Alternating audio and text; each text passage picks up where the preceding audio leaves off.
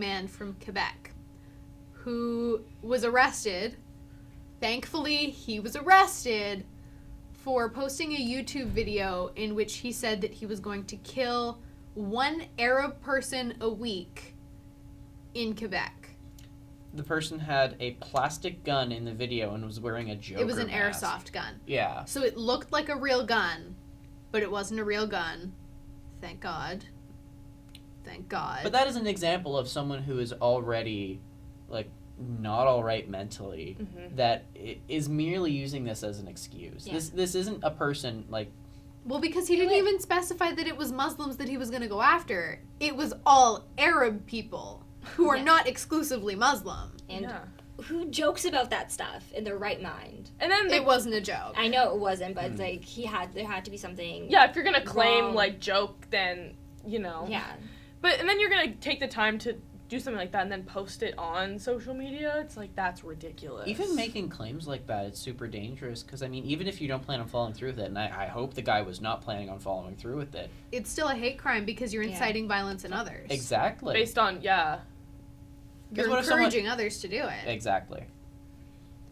But it is sickening. This person's not. This person is not a good person. That was just this morning, though, correct? It just came out. It was in today's Star, I believe. So it's a story that broke today as far as I know. And they already have him arrested and everything? I don't know when the YouTube video was posted. Oh, okay.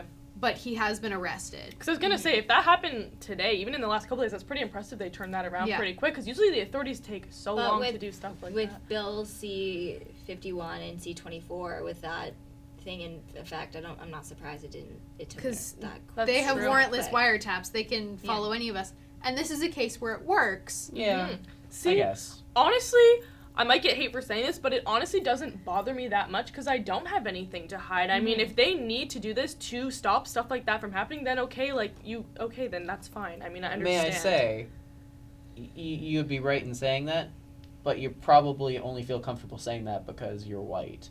You're not a target to any institutionalized racism or anything like that. Because, you're a middle-class white girl. And we blonde. Just about all of us up here are the least likely to get targeted by police to pull things out of our internet history that may not really be sketchy, but that they can use to assassinate your character. Yeah. So, there's a whole lot of problems with that.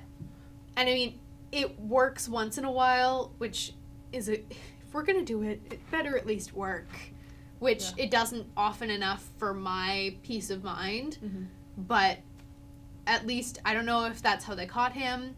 It might not have been. Yeah. They might have because they would have been able to get a warrant for this guy. It would have taken 3 seconds to go to a judge and say, we have this video. Police generally have such a slow reaction time to online things happening like that. YouTube videos, any kind of threats, police generally do not take online threats seriously whatsoever because they just cannot grasp. They see a screen name, it's what am I supposed to do with that? Yeah, that's why I asked how long ago it was, because I was saying if that was today and they arrested him, that's insane. But I doubt it was probably a week. Even at that, that's still an impressive amount of time. They are getting better with technology, but it's taken them way too long. Way too long. People have died. It's so horrible. Amanda Todd, number one reason of internet bullying and all that kind of thing, how the police literally could do nothing about it. And they knew a year before she killed herself, and they're just oh, we don't know what Twitter is, Yeah. Yeah. I've heard stories about people going to a police station with printouts of tweets of horrible death threats, and the cop just looks at it as what is Twitter? They don't know how to handle it. And it can be complicated because a lot of times they're not, the people on Twitter or Facebook or whatever social media aren't in the right jurisdiction. So it becomes complicated because then you have to extradite people, and that's a lot of work.